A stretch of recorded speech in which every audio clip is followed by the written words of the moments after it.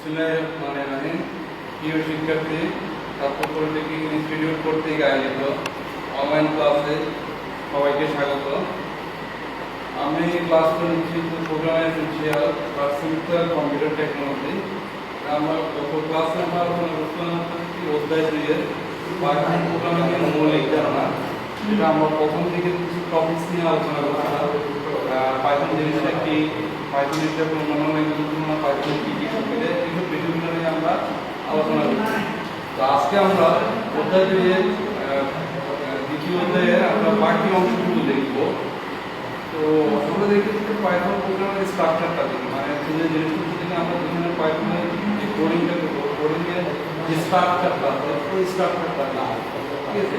এখানে আমরা একটা ভিডিও দেখছি, ওই ভিডিওর ভিতরে হচ্ছে দেখি এখানে কয়েকটা মডিউলে ভাগ করা হয়েছে। একটা হচ্ছে দেখি এই পার্টটাকে বলা হচ্ছে ইউজ কোড, সেটা আমরা এটা বিস্তারিত আলোচনা করবো। আর এই অংশটাকে বলা হচ্ছে ফাংশন ডেফিনিশন, আর এই অংশটাকে বলা হচ্ছে মেইন প্রোগ্রাম, মানে যে মূল প্রোগ্রামটা আমরা এখানে দেখব। আমরা এখন দেখি প্রথমে যে আগের অংশটা রিইউজ কোড, যেটাকে বলা হচ্ছে ইম্পোর্ট সেকশন, ঠিক আছে। আমরা প্রথমে দেখি ইম্পোর্ট স্টেটমেন্টটা কি। এই সেকশনে কোন লাইব্রেরি ক্লাসকে পাইথন প্রোগ্রামে ব্যবহার করার জন্য ওই ক্লাসের প্যাকেজ প্রোগ্রাম শুরুতে ইম্পোর্ট স্টেটমেন্টের সাহায্যে ইম্পোর্ট করে নিতে হবে। মানে জিনিসটা হচ্ছে কি, পাইথনে অনেকগুলো লাইব্রেরি ক্লাস আছে যেগুলো হচ্ছে আগে থেকে তৈরি করা, ঠিক আছে। আমরা ওই ক্লাসগুলো যদি আমরা প্রোগ্রামের ভিতরে যদি ব্যবহার করতে চাই, তাহলে ওই ক্লাসটা যে প্যাকেজের আন্ডারে আছে ওই প্যাকেজটা আমরা ইম্পোর্ট সেকশনে ইম্পোর্ট করে নিতে হবে। যেমন এটা হচ্ছে এই প্যাকেজটা ইম্পোর্ট ম্যাথ, এটা একটা প্যাকেজ, আর এই প্যাকেজের আন্ডারে math.py, এখানে আমরা পাইয়ের যেমন এটা লিখতে থাকতে পারবো নির্ণয় করার জন্য পাইয়ের মানটা পাওয়ার জন্য ওই ক্লাসটা আমরা ডিক্লেয়ার করেছি, ঠিক আছে। তার মানে হচ্ছে এই ক্লাসটা হচ্ছে কি এই প্যাকেজের আন্ডারে, ঠিক আছে। আমরা একটা एग्जांपल দিয়ে দেখতে পারি। যেমন হচ্ছে কি ধরো আমরা একটা বৃত্তের ক্ষেত্রফল যদি বাইর করতে যাই, তাহলে আমরা বৃত্তের ক্ষেত্রফল তুলে নিতে পাই আছে। তো পাইটা আমরা চিনতে চাইতে দেখি কোন ক্লাসে আছে। যেমন math.py ইনটু রেডিয়াস, রেডিয়াসের মানটা ইনটু আবার রেডিয়াস, মানে পাই আর স্কয়ার, ঠিক আছে। তারপর দ্বিতীয় একটা সেকশন, সেটা হচ্ছে কি ফাংশন এবং ক্লাস ডেফিনিশন। এই সেকশনে হচ্ছে কি মূলত কোনো বিভিন্ন ধরনের ফাংশনগুলো তৈরি করা হয় এবং সেগুলো ব্যবহার করা এবং সেগুলো ক্লাসগুলো এখানে হচ্ছে কি ডিক্লেয়ার করা হয়। যেমন আমরা एग्जांपल হিসেবে দিতে পারি যে এটা একটা function loan info bank client, এটা একটা ফাংশন। তারপর হচ্ছে কি অ্যাপ্রুভ লোন, এটাও একটা ফাংশন। তারপর লোন ইনফো, এটাও একটা ফাংশন। এই ফাংশনগুলো হচ্ছে কি মূলত এটা একটা হচ্ছে ক্লাস, আর এই দুটো হচ্ছে কি ফাংশন। এগুলো মূলত হচ্ছে কি আমরা ফাংশন এবং ক্লাস ডেফিনিশন হচ্ছে আমরা ডিক্লেয়ার করতে পারি, ঠিক আছে। এরপর অংশটা হচ্ছে কি মডিউল স্কোপ ভেরিয়েবল। তো পাইথনে স্ট্যান্ডার্ড লাইব্রেরির বিভিন্ন মডিউল রয়েছে, ঠিক আছে, যেটাকে আমরা বলতে যে বিল্ট ইন কিছু লাইব্রেরি আছে। ওই সমস্ত মডিউল প্রতিটির সাথে একাধিক মেথড আছে, মানে প্রত্যেকটা লাইব্রেরির সাথে একাধিক রকমের মেথড আছে যা আমরা ব্যবহার করে স্বল্প সময়ে অনেক কাজ করতে পারি। যেমন এটা একটা প্যাকেজ ইম্পোর্ট ম্যাথ, এটা একটা প্যাকেজ, আর এই প্যাকেজের আন্ডারে একটা ফাংশন আছে, আর সেটার ভিতরে একটা লাইব্রেরি আছে, ওই লাইব্রেরির আন্ডারে কিছু মেথড আছে, ঠিক আছে। ওই মেথডটা ব্যবহার করে কিন্তু আমরা যে কোনো ধরনের প্রবলেম সলভ করতে পারি। এখানে একটা एग्जांपल দেওয়া আছে, যেমন ম্যাথ প্যাকেজটা প্রিন্ট math.cell, আর যেখানে আরেকটা মডিউল ব্যবহার করে আমরা যে কোনো একটা সলিউশন সহজে করতে পারি, ঠিক আছে।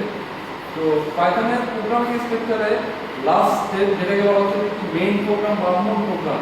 প্রোগ্রামের এই অংশে মূল কোডিংটা এবং প্রোগ্রামের এক্সিকিউশন, মানে প্রোগ্রামটা আমরা এক্সিকিউশন শুরু করব হচ্ছে কি এখান থেকে। তো প্রোগ্রামের ভিতরে ব্যবহৃত বিভিন্ন ধরনের অবজেক্ট বা বিভিন্ন ধরনের ফাংশন মূলত এই অংশ থেকে কল করা হয়। আমরা এই বিষয়টা আমরা পরবর্তীতে আমরা আরো কিছু एग्जांपले দেখতে পাবো। তো সেটাতে এটার জন্য এত ইয়াবত কিছু নাই, আমরা সামনে দেখতে পাবো, যেগুলো আমরা ক্লিয়ার বুঝতে পারবো, ঠিক আছে।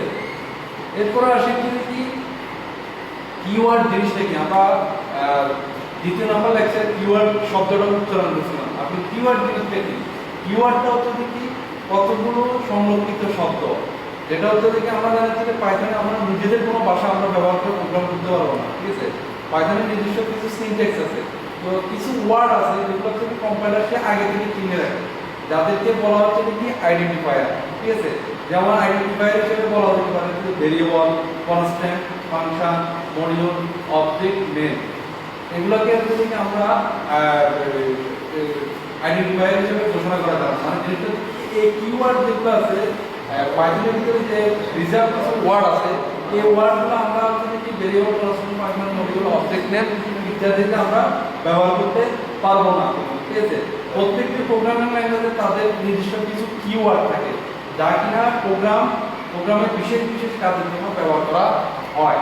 যেমন এখানে পাইথন 3.6 ভার্সনের 33টি কিওয়ার্ড আছে, এগুলো যদি কি পাইথন এই ওয়ার্ডগুলোকে কিওয়ার্ড করে সে চিনবে এবং এই কিওয়ার্ড দ্বারা কি কাজ করা হবে সেটা পাইথনের প্রোগ্রাম বা কম্পাইলার সে বুঝতে পারবে। ঠিক আছে, আবার জিনিসটা একটু ক্লিয়ার করে বলি, এই কিওয়ার্ডগুলো আমরা variable, constant, function, module, object ইত্যাদিতে আমরা ব্যবহার করতে পারবো না। কারণ হচ্ছে কি এই variable, constant, function, module, object এগুলো আমরা যে নামগুলো দিব সেগুলো আমাদের ইউজার ডিফাইন নাম, মানে ব্যবহারকারী তার নিজের মতো করে দিবে, কিন্তু আমি এই নামগুলো এগুলোর মধ্যে যাতে আমরা না দিই। ঠিক আছে,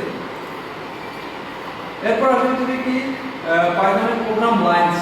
ঠিক আছে, এটা আমরা এর আগে স্ট্রাকচারে দেখছিলাম, এরকম একটা উইন্ডো দেখছিলাম। ঠিক আছে, এখানে পাইথনের লাইন মধ্যে হচ্ছে কি এখানে ডান দিকে আমরা একটা দেখতেছি প্রমোট, এটাকে বলা হচ্ছে কি প্রমোট। এই পাইথনের প্রমোটের ডান পাশে লিখিত প্রত্যেকটি স্টেটমেন্টকে, মানে হচ্ছে কি এই ডান পাশে, এটা ডান পাশে লিখিত প্রত্যেকটা স্টেটমেন্টকে বলা হচ্ছে কি লাইন। এরপর আসলে কি মার্জিন। ঠিক আছে, মার্জিন জিনিসটা হচ্ছে কি একটি লাইন বা কোডের আগে বা শুরুতে, মানে আমরা একটা কোড শুরু করলাম এটা বা লাইনের শুরুতে বা আগে খালি স্পেস বা ট্যাব রাখাকে বলা হচ্ছে কি ইন্ডেন্টেশন। একটি স্টেটমেন্ট বা লাইনকে অপর একটি স্টেটমেন্ট বা লাইনের আওতায় রাখার জন্য হচ্ছে কি ইন্ডেন্টেশন। মানে জিনিসটা হচ্ছে কি আমরা একটা স্টেটমেন্টকে অন্য আরেকটা স্টেটমেন্টকে অন্য আরেকটা লাইনকে ওই স্টেটমেন্টের ভিতরে রাখাটাকে বলা হচ্ছে কি ইন্ডেন্টেশন। এই ইন্ডেন্টেশনের শুরুতে 4টি বা 8টি স্পেস দেওয়া হয়। ঠিক আছে, সাধারণত if, elif, if else, for, while loop বা বিভিন্ন স্টেটমেন্টের আওতায় স্টেটমেন্ট রাখার জন্য এই ইন্ডেন্টেশনটা ব্যবহার করা হয়। এগুলা কি, এগুলা নিয়ে বিস্তারিত সামনের চ্যাপ্টারগুলোতে আলোচনা হবে। তো আমরা ফার্স্টে দেখি এখানে যেটা দেখি সেটা হচ্ছে ইন্ডেন্টেশনটা কি। যেমন এটা একটা condition, if statement, if else statement. যেমন ইফ ট্রু, ট্রু হলে সে এই কাজটা করবে, তার মানে হচ্ছে কি এই ট্রুর আন্ডারে এইগুলো হচ্ছে কি ইন্ডেন্টেশন, মানে হচ্ছে এই স্টেটমেন্টগুলো হচ্ছে কি এটার আন্ডারে। ঠিক আছে, তারপর আবার দেওয়া হচ্ছে কি এলস কন্ডিশনটা চেক করবে, যদি সত্য হয় তাহলে এই কাজটা করবে, আর যদি মিথ্যা হয় তাহলে সে এটা করবে। এটা কিন্তু দেখো এই স্টেটমেন্টটা কিন্তু এটার আন্ডারে না, এলস এর আন্ডারে না, এটা নিজের কিন্তু একটা স্টেটমেন্ট হয়ে গেছে। ঠিক আছে, তো এটা আমরা ধরতে পারছি ভুল, আর এটা হচ্ছে কি আমরা শুদ্ধটা লিখছি। ঠিক আছে, মানে এটা যেটা করছি আমরা, এটা আমাদের প্রোগ্রামে কিন্তু সে ভুল ধরবে। ঠিক আছে, তো এখানে আমরা এটা সঠিকটা লিখলাম। যেমন ইফ যদি ট্রু হয় তাহলে সে প্রিন্ট আনসার করবে এবং প্রিন্ট ট্রু করবে, আর যদি মিথ্যা হয় এলস, যদি এটা যদি না হয় তাহলে অবশ্যই এটা যদি ট্রু, তাহলে সে এটা প্রিন্ট করবে। জিনিসটা দাঁড়াইছে যদি এই কন্ডিশনের ভিতরে এই স্টেটমেন্টগুলো, আবার এই কন্ডিশনের ভিতরে এই স্টেটমেন্টগুলো। ঠিক আছে, তো এটা আগে দিয়ে আমরা 4টা স্পেস বা অথবা 8টা স্পেস দিতে পারি। এরপর আসলে যদি মাল্টি লাইন স্টেটমেন্ট, পাইথনে নিউ লাইন ক্যারেক্টার বা লাইন ব্রেক দ্বারা স্টেটমেন্ট শেষ হয়।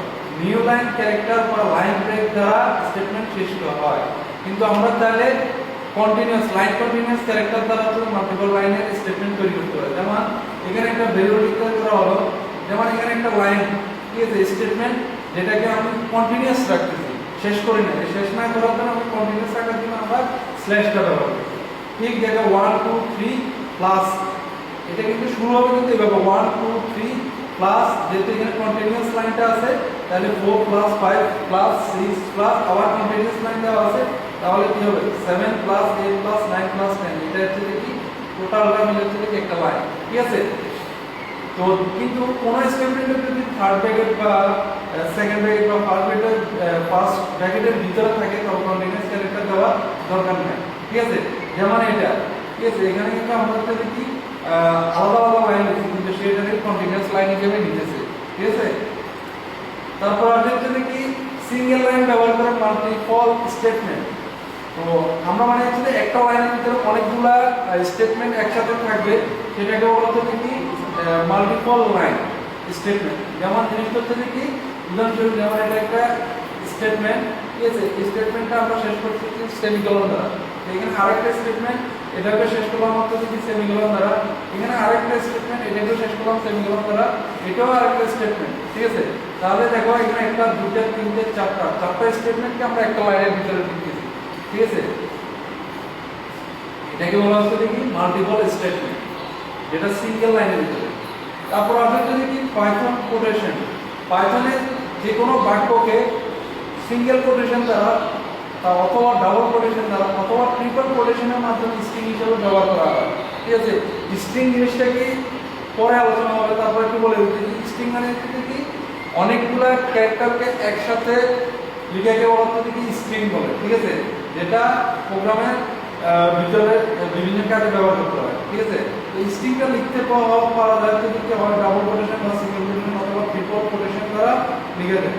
তো ট্রিপল কোটস ব্যবহার করে পাইথন প্রোগ্রামে একাধিক লাইন বা মাল্টি লাইন স্টেটমেন্ট লিখে যায়। ট্রিপল কোট বলতে তিনটি সিঙ্গেল কোড, ঠিক আছে, তিনটি সিঙ্গেল কোড অথবা তিনটি ডাবল কোড সিঙ্গেলকে বোঝায়। যেমন ওয়ার্ড একটা ভেরিয়েবল, এই ওয়ার্ডের ভেরিয়েবলের ভিতরে আমরা যে ওয়ার্ড নামক স্ট্রিংটা রাখলাম, ঠিক একই রকম সেন্টেন্স এটা একটা ভেরিয়েবল। এগুলো কি আমরা পরে বলবো, ভেরিয়েবল কি স্ট্রিং কি, তারপর একটু বলে রাখতেছি। সেন্টেন্স যেমন এটাকে এখানে একটা স্ট্রিং লিখছি, এটাকে আমরা ডাবল কোটেশনের ভিতরে লিখছি, অথবা আমরা লিখতে পারতাম এটা সিঙ্গেল কোটেশনের ভিতরে লিখে দেবে। তারপরে দেখা এখানে আরেকটা ভেরিয়েবল লিখলাম হচ্ছে প্যারাগ্রাফ। দেখো এটার থ্রি কোটেশনের ভিতরে ট্রিপল কোটসের ভিতরে একটা আমরা স্ট্রিং লিখছি, যেটা শেষ করলাম হচ্ছে কি ট্রিপল কোট দেবো। তো এখানে তিনটাই হচ্ছে কি স্ট্রিং, যেটাকে আমরা সিঙ্গেল কোট দ্বারাও লিখতে পারি, ডাবল কোট দ্বারাও লিখতে পারি, ট্রিপল কোট দ্বারাও আমরা লিখতে পারি।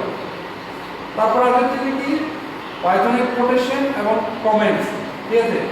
কমেন্টস জিনিসটা কি, যেমন জিনিসটা হচ্ছে কি এরকম, পাইথনের প্রোগ্রামের ভিতরে আমরা হচ্ছে কি একটা প্রোগ্রাম যখন লিখতে যাই কিছু কিছু নিজে লিখতে হয়, যেটা হচ্ছে কি আমরা পরবর্তীতে বুঝতে পারি যে আমরা এই কোডটা লিখছি এটা লিখতে না, ঠিক আছে। তা আমরা ওইরকম একটা মেসেজ দিব যেটাকে কমেন্টসের দ্বারা, যেটা দিলে যদি কি প্রোগ্রামের ভিতরে কোনো ধরনের সিনট্যাক্সগত কোনো ভুল ধরবে না বা কম্পাইলের কোনো ধরনের ভুল ধরবে না। তো এখানে কমেন্টসটা কীভাবে লিখতে হবে, পাইথন প্রোগ্রামে ব্যবহৃত যে সমস্ত লাইনের শুরুতে আমরা হ্যাশ চিহ্ন ব্যবহার করা হয় তাদেরকে বলা হচ্ছে যে পাইথনের কমেন্ট।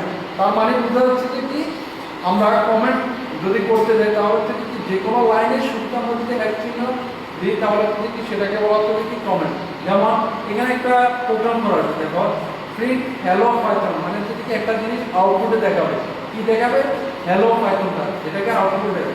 আউটপুটে আমরা দেখা দিচ্ছি কি হ্যালো পাইথন, কিন্তু উপর দিয়ে আমার লিখে আছে কি this program will calculate the area of rectangle. এটা কিন্তু সে কিন্তু আউটপুটে দেখাচ্ছে না বা কোনো সিনট্যাক্সগত ভুল দেখাচ্ছে না। কেন দেখাচ্ছে না, কারণ এটা শুরুতে আমরা হ্যাশ চিহ্ন দেওয়া আছে। হ্যাশ চিহ্ন যেগুলো দেওয়া হবে সেগুলো হচ্ছে কি কম্পাইলারে সেটাকে হচ্ছে কি সে ওইটাকে স্কিপ করে হচ্ছে কি পরের লাইনটা থেকে সে কম্পাইল করে, ঠিক আছে। আমরা যদি প্রোগ্রামে যদি একাধিক যদি কমেন্টস ব্যবহার করি তাহলে যদি এরকম হ্যাশ চিহ্ন ব্যবহার করে আমরা লিখতে পারি, যেটা এখানে একটা এক্সাম্পল দেওয়া আছে, ঠিক আছে। তো শিক্ষার্থী, প্রিয় শিক্ষার্থীবৃন্দ, যদি কোনো ধরনের প্রশ্ন থাকে ক্লাসের উপরে তাহলে যদি সামনের ক্লাসে বা হচ্ছে দেখি অথবা ফেসবুক লাইভে কমেন্টসের ভিতরে হচ্ছে দেখি যেটা বুঝতে না পারবো সেটা নিয়ে আলোচনা করতে পারবো আমরা। আজকে আপাতত পর্যন্ত সবাইকে ধন্যবাদ।